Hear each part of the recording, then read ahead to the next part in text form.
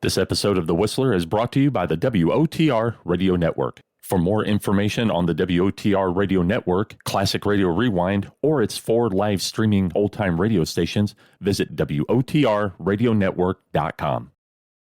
The Signal Oil Program, The Whistler.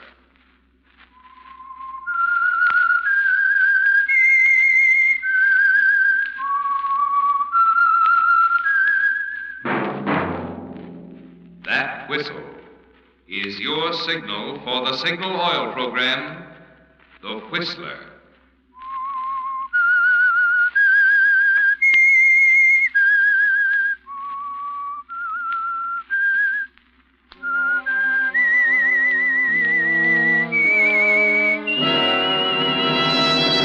I am the Whistler, and I know many things, for I walk by night. I know many strange tales hidden in the hearts of men and women who have stepped into the shadows. Yes, I know the nameless terrors of which they dare not speak.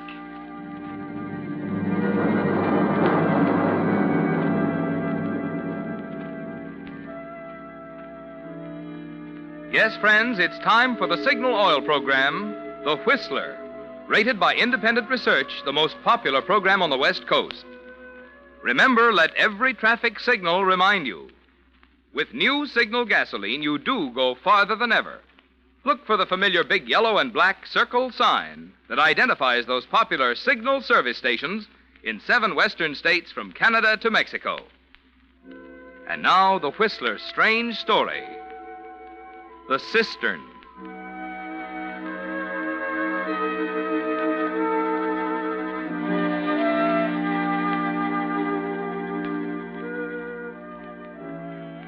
There was murder on Ronnie Hartfield's mind long before he discovered the cistern in Round Valley. But the discovery, more than anything else, made him decide to do it. The groundwork had been laid, of course. He was a partner with old Hank Murphy in the gold-bearing ledge Hank had discovered on the shoulder of Sharp's Peak. $1 million in rich ore. And Ronnie owned 10% of it. That wasn't bad for a young metallurgist fresh out of college. But Ronnie wasn't the kind to think of his own 10%. No, his mind was on the other 90, and the inheritance clause in the partnership agreement. There had to be other things, of course, like the casual conversation he had one afternoon with Sheriff Dawson as they sat on the porch of the sheriff's office, looking across the lake. But that ain't what makes a law enforcement out here so much tougher than in the city. What's the first job in a murder case, for example? Find the body. Body? Yeah. Look at that lake. Look at that, Ronnie. What? The sun on that water. If I could move that lake to the coast, I could sell it for $1 million. Come around sometime during a rainstorm, and I'll close the deal for 10 cents. Why? Well, she ain't a natural lake, you know. Well, we've had to move this shack twice now when the water was right up the floor level. She ain't always as pretty as she looks now, blue and calm and shiny. I don't know. I think it's worth it. Yeah, you'll be a mountaineer yet, Ronnie. What was I saying a while back? You were talking about law enforcement. Oh, yeah. It was this business of bodies. You can say all you want to about city police, but let me tell you, they ain't in it with a county sheriff when it comes to a murder case. No? You see, before you do anything else, you gotta find the body. Gotta prove the guy's dead. Yeah. That's one thing in the city, but it's something else in a place like this. Oh, what do you mean? Or down in Arizona, for instance, where a man's got 20,000 square miles of country to hide the body in. I see. Funny thing, though, how bodies have a way of turning up. That guy in Arizona I was telling you about. Yeah? 8 years it took us, knowing all the time he done it. You found it, huh? Yeah. The wind uncovered it in a dry gulch 10 miles from town. Dry air has a way of preserving things. You could identify it? Sure, we hung him. But if it hadn't been for that wind... Well, it would have been something else. Sometimes it don't pay to go looking for it.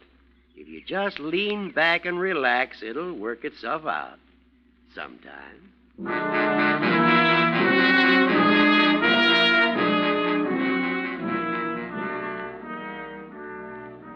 Well, Ronnie, it's odd that the sheriff should have hit upon the subject of bodies. And it's a good thing he couldn't read your mind. because everything he said made you think of the Cistern in Round Valley, with the bare traces of a ruined cabin more than 100 years old nearby. You'd been exhausted the day you found it, after following a 4-point buck down the length of the ridge above and losing him there in the willows. Then, as you fought your way through the brush, your foot suddenly rang hollowly on the cover of the cistern. And there it was, deep and dark, completely lost in the tangled mass of trees. No desert wind there, was there, Ronnie? Once you dropped Hank into the cistern, he'd be there for keeps. Ronnie. Huh? Oh, sorry, Hank. You know what, Hank? I think Ronnie's in love. Well, what's the matter? I just been talking to you for 5 minutes, that's all. Oh, I was thinking, I guess. Just like you, Hank. Comes into my store to buy groceries and goes to sleep by the stove. He's thinking about that hole in the ground. What? What's the matter? Marge knows all about it, mine. Oh, yeah. You picked yourself a pretty good partner, Ronnie, if that ledge is as good as Hank says it is. Even Stephen. I got myself a good metallurgist, too. What with a stamping mill to be built and all. This ain't no pick and shovel project, you know. Gonna take money. Oh, don't worry about that. We got that all settled, ain't we, Ronnie? Soon as Mr. Coulter sees the plans Ronnie made up. Who's Mr. Coulter? Oh, fella down the city, old friend of mine. I'm going down below to see him next week. Alone? Yeah. Ronnie thinks he better stay around and look after things. Uh-huh. What's the matter? Don't know about Hank alone in the city with all them saloons. Oh, go on, Marge. Well, last time Hank went down for a weekend, nobody saw a hide and a hair of him for 6 months. If we didn't know him better, we would have thought he was dead. Oh, my. Better keep a close tab on him, Ronnie. You're right. I'd better.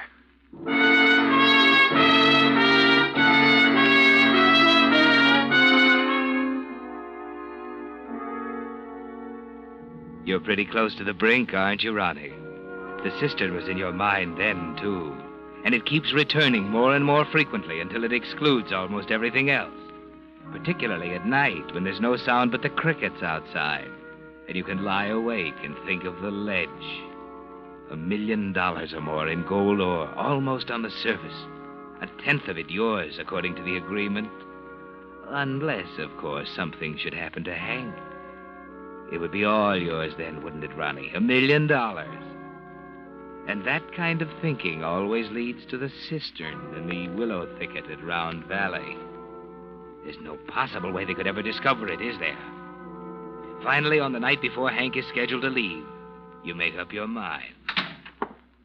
Hank? Yeah? I just ran onto something. What? I want you to come with me. Well, what are you talking about? I've been up to Round Valley all day. Well, what were you doing up in that godforsaken place? I got a new outcrop, Hank. I'm sure of it. What? In Round Valley? Why, there's no But gold. there is. You've got to see it before you go down to the city. Whoa, wait a minute. This ain't a joke, is it? I tell you, there's gold up there. I'm serious. Look, it'll only take us about 2 hours. Tonight? Why, it's dark already. Listen, will you believe me? This can't wait. Okay, Ronnie, let's go.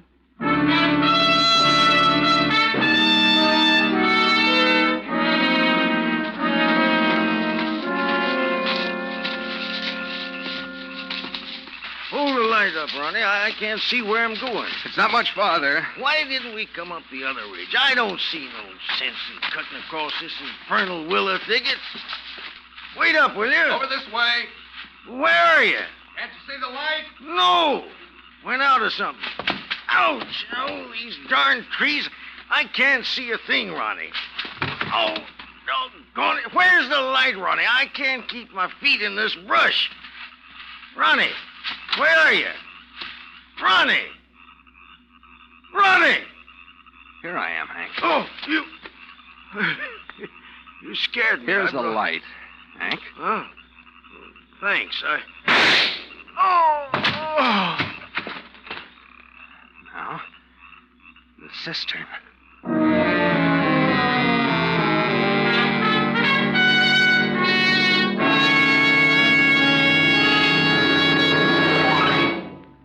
With the prologue of tonight's story, The Cistern, Signal Oil Company is bringing you another strange story by The Whistler. There's an old Hindu fable about the blind men and the elephant. Being unable to see an elephant, these blind men decided to feel one to determine what an elephant is like. Well, the first blind man, happening to grasp the elephant's ear, promptly exclaimed, "Why, an elephant is like a large leaf." But the second blind man, wrapping his arms around one of the elephant's huge legs, protested, "Oh, no, an elephant is like a tree trunk." And the third man, feeling the elephant's tail, shouted, "You're both wrong. An elephant is like a rope." Well, all three were right, but only partly right. And I'm always reminded of this story when I hear a motorist say, "Signal gasoline is outstanding for quicker starting." Or another say, "Signal is tops for faster pickup." Or a third say, "New Signal has higher anti-knock." Now, all three are right, but only partly right. For in New Signal, you get all three advantages: quicker starting, faster pickup, and higher anti-knock. But in addition, there's a bonus of extra mileage. For because of the amazing power in Signal's new super fuel that helps you get this greater efficiency, this extra performance from your motor, you actually go farther than ever with New Signal gasoline. And now, back to the Whistler.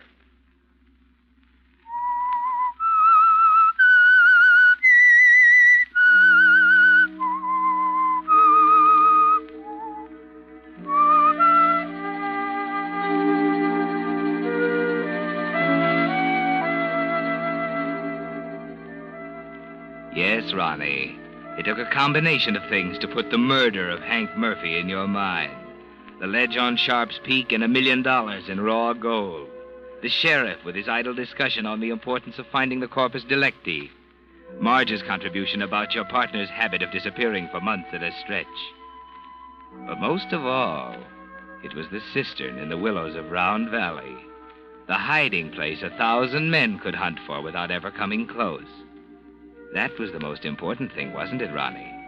And it's the thing that makes you feel absolutely secure now, on the morning after you killed him, as you walk into Marge's general store.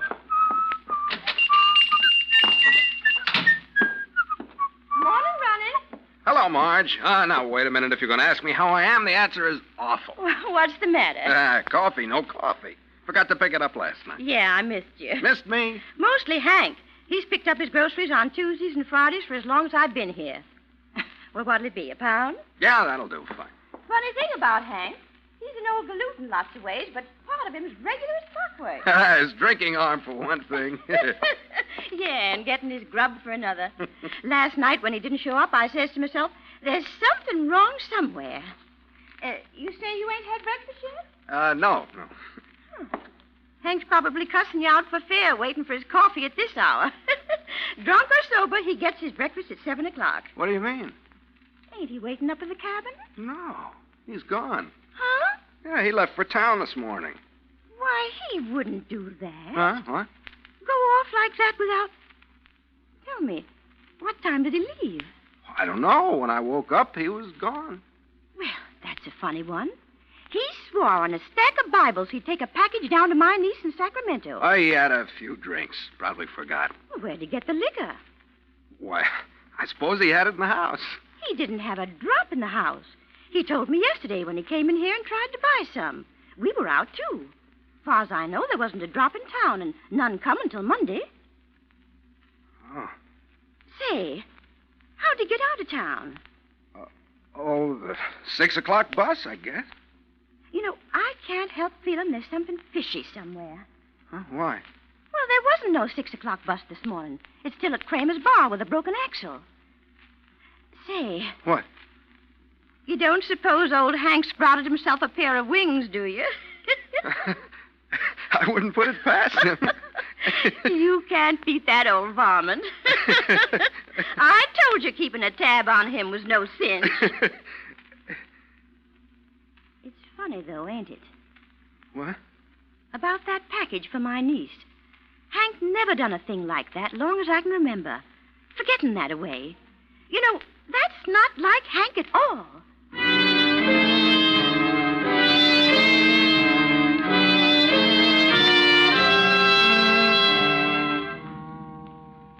Well, Ronnie, you're not whistling now as you cross the street to the bank. You keep telling yourself that Marge is an old busybody, that the rest of the town will chuckle over Hank's unceremonious departure.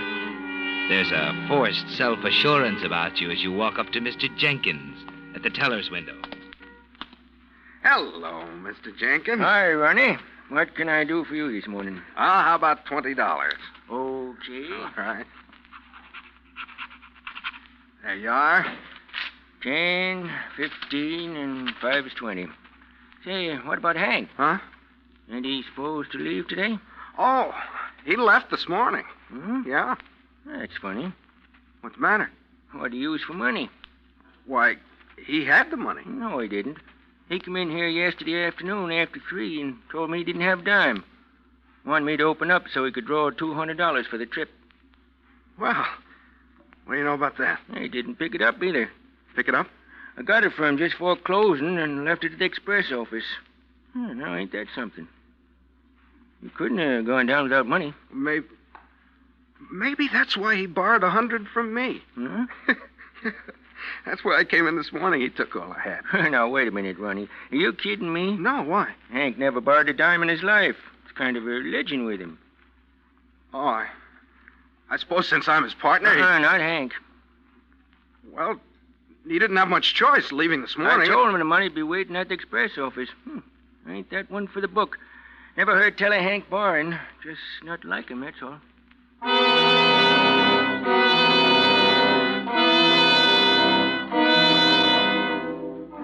You're beginning to thank your lucky stars for the Cistern, aren't you, Ronnie? During the next few days, the town's curiosity about Hank doesn't die down. It changes first into wonderment, then into genuine worry. There's a feeling in the air that something is wrong. It hangs over the town like a cloud. And as the days go by, you begin to notice the conversation suddenly hushed as you approach, the penetrating, curious glances, the feeling of terrible doubt. Then, just a week after Hank's disappearance, you come home to the cabin to find the sheriff waiting for you. Oh? Hello, Ronnie. Oh, hello, Sheriff. What do you want? Just dropped by to say hello. Getting a mite worried about Hank. Yeah, so am I. Are you? What do you mean? Nothing. Curious, ain't it, how a man can get out of town without transportation or money? He had money. Maybe.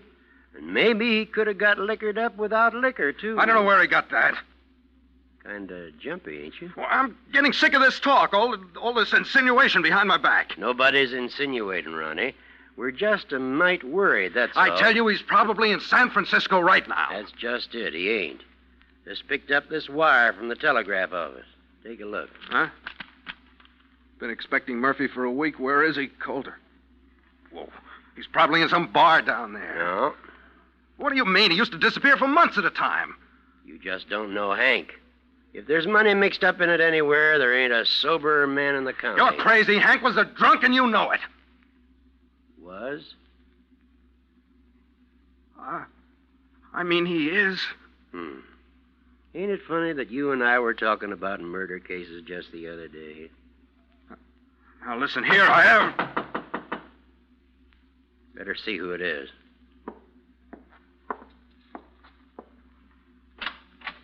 Hank Murphy live here? Yeah? They told me down at the hotel that the sheriff was up What do you want? Send him in, Ronnie. Come on in. You the sheriff? Yeah, what is it? I just happened to say something down at the hotel tonight, and they told me you might be interested. I was driving through here the other morning on my way to Sacramento. What morning? Friday. Okay. I picked up a guy on the road about 6 o'clock. What did he look like? Did he have on Just a minute, Ronnie. Tell us what he looked like, son. Oh, I'd say about 55. Kind of bald up here with gray hair and a mustache. I think he was kind of drunk. Said the bus wasn't running. Do you have a suitcase? Yeah. And I think he was wearing a black suit. I see. 6 o'clock last Friday morning, huh? Yeah, I took him down the road a ways. Let him off at the Sacramento highway. Satisfied, Sheriff? Might be. Like I was telling you, Ronnie, sometimes it don't pay to get all worked up over these things. They have a way of solving themselves sometimes. Well, I better be getting home. Looks like we're in for a storm.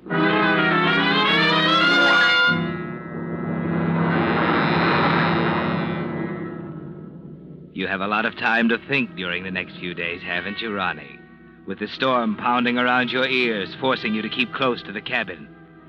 The nervous feeling inside is almost gone now, thanks to that boy who just happened to pick up an old hitchhiker at the right moment.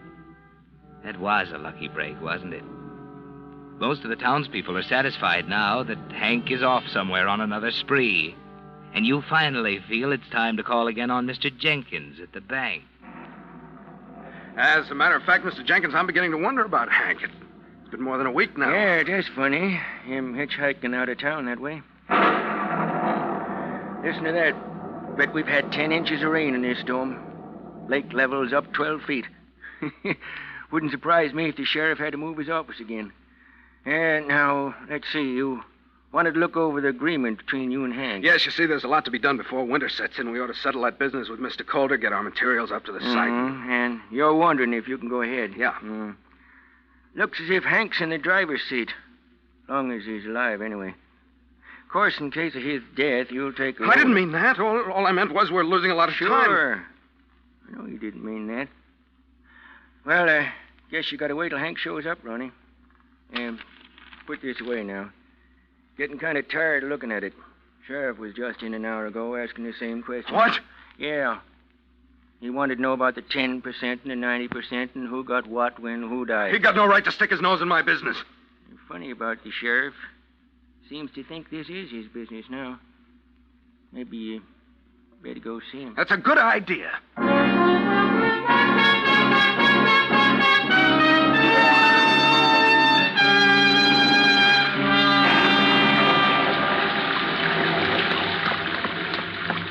Well, Ronnie, kind of wet for you to be running around, ain't it? That doesn't seem to bother you, does it, Sheriff? That lake's beginning to bother me, I'll tell you. Look at her down there, 20 feet away. That's not what I'm talking about. Well, sit down on the porch here and tell me what's eating you. Let's go inside. Nothing doing. I want to keep an eye on that lake. Now, what's the matter? When are you going to admit you're wrong? About Hank? Yes. Well, I'll likely admit I'm wrong on the day that Hank walks up to this porch like he used to and says, "Howdy, Sheriff. Have a cigar."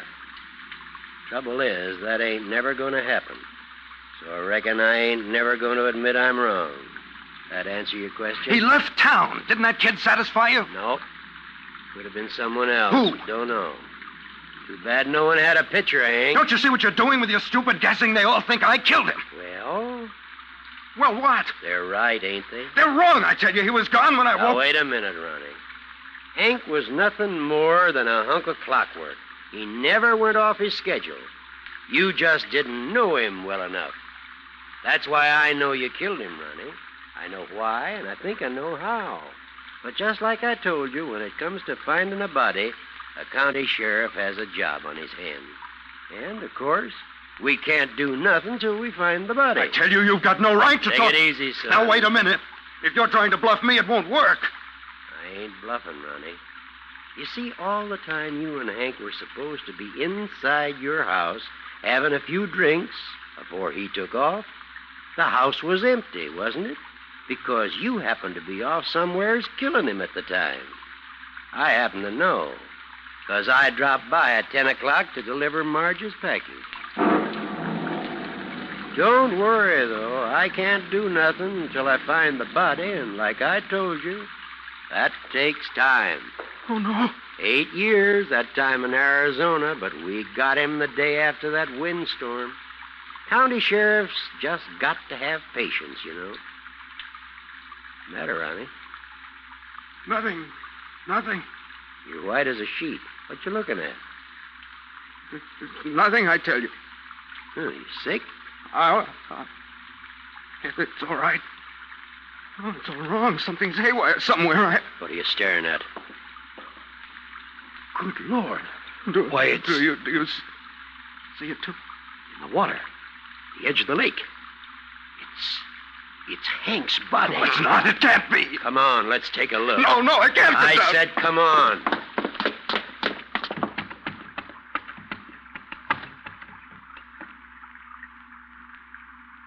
Well, Ronnie? It is Hank.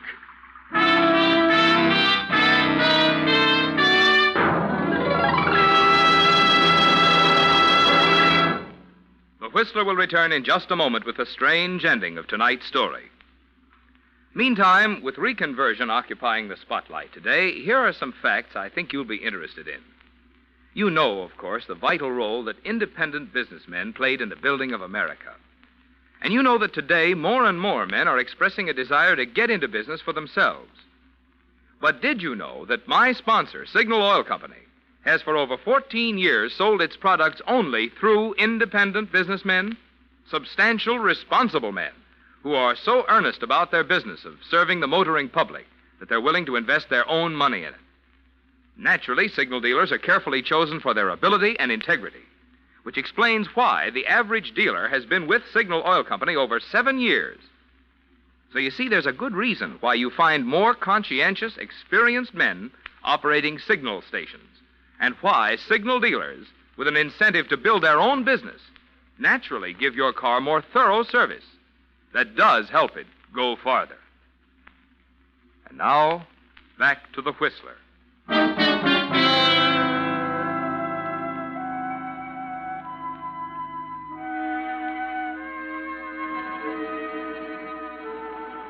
It's too much, isn't it, Ronnie? Too much after the tension of the past week to look down at Hank's body floating at the edge of the lake right under the rail of the sheriff's porch. Everything breaks loose at once. You're jabbering like an idiot, telling the sheriff it's impossible. Oh, don't lie to me. You found him, didn't you? You found him and brought him here. It was a plot, wasn't it? Wait a minute, Ronnie. Well, why did you have to drag it out? You knew it all the time. You just wanted to torture me. Shut up. Listen, I don't have... Shut up. That's better. Now, what in thunder are you talking about? Somebody brought him here. I put him in the cistern. Cistern? In Round Valley in the willows. Cistern in Round Valley? There ain't no such Yes, thing. there is, in the willow thicket that runs along the bottom. Wait a minute. Did it have a square wooden cover on it? Yeah. Huh. What's that mean? Looks like you sent Hank back to us special delivery, Ronnie. What? It was dry, of course, until this rainstorm. It was dry when you put him in it, wasn't it? Yeah. You see, it ain't a cistern, Ronnie. It's an underground water flume. What? A water flume. Carries the water underground from the upper lake to this one. When she overflowed up above, the water just picked up Hank and delivered him right to my door. Like I said, Ronnie, sometimes it just don't pay a county sheriff to get all excited and go running over the hills. It pays to just lean back and wait sometimes.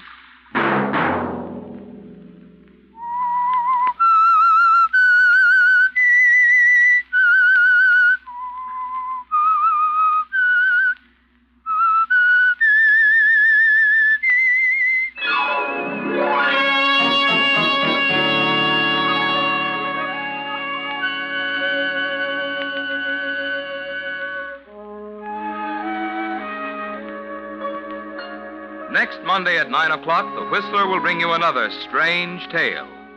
The Whistler is broadcast for your entertainment by the marketers of Signal gasoline and motor oil and fine quality automotive accessories, and by your neighborhood Signal dealer. This program, produced by George W. Allen, with tonight's story by Harold Swanton, music by Wilbur Hatch, is transmitted to our troops overseas by the Armed Forces Radio Service.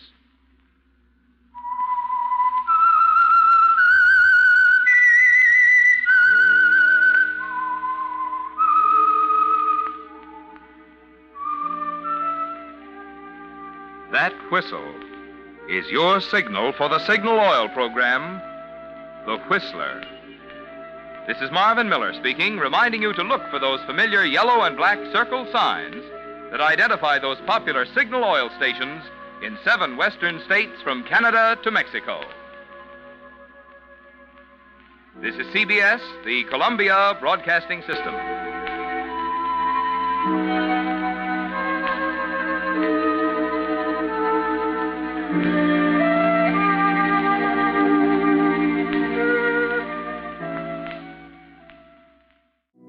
You're listening to the WOTR Radio Network.